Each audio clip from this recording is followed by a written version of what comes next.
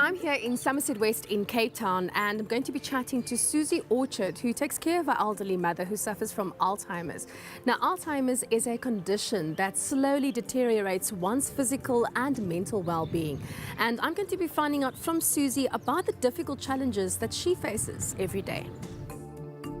Irreversible and progressive Alzheimer's disease slowly destroys memory and thinking skills, and eventually even the ability to carry out the simplest tasks.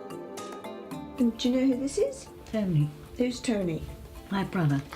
That's Dad. You don't recognise it as being Dad?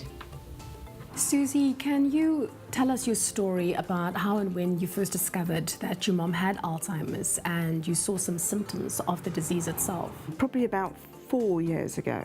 There were just odd little things, like the bank would contact me and say that Mum had written out a cheque and put too many zeros on it, just little things like that. But as I say, we didn't think anything of it because she's in her 80s. In the last 2 years, she has progressed with it quite drastically.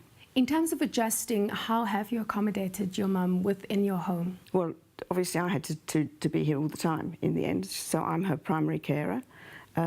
She now needs everything done for her. She can still feed herself so long as you don't have too many things on a tray or on the table. And obviously you don't have a life because you give up your own life to look after that person. I could put Mum into a home, but she never wanted to go into one.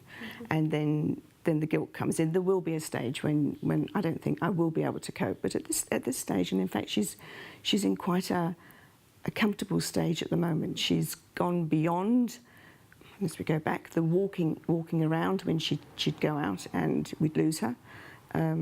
She seems to have gone beyond the aggressive stage. She sometimes gets bad-tempered, but then we all do. Upon first discovering that your mother had the disease, would you have liked to have had more information about it?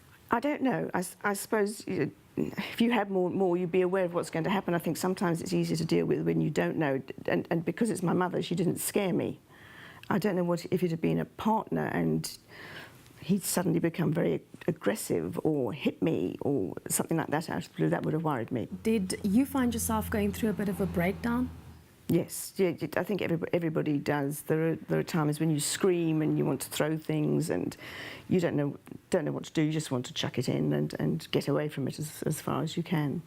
Yeah, I certainly went through all of those. Having seen your mum go through this, have you ever had the fear that it might happen to you? Yes, I think everybody that deals with it, nobody wants to see themselves end up like this.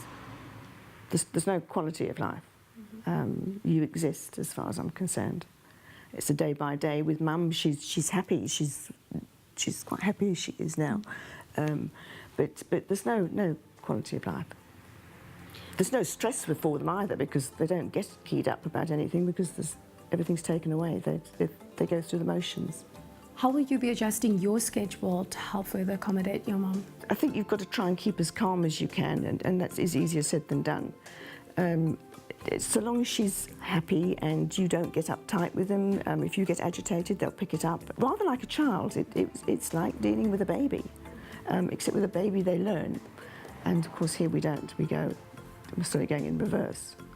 But yeah, I think so long as her home is happy, she much prefers being in her own home than anywhere else. As long as I can keep her at home, there will be a stage when I can't cope and I'll have to either have full-time caring in, or she will have to go into a home.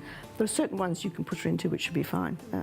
There are certain other ones I would find very depressing for her. Today is World Alzheimer's Day, and the focus is on reducing the stigma associated with dementia and encouraging the creation of supportive communities for sufferers and their caregivers.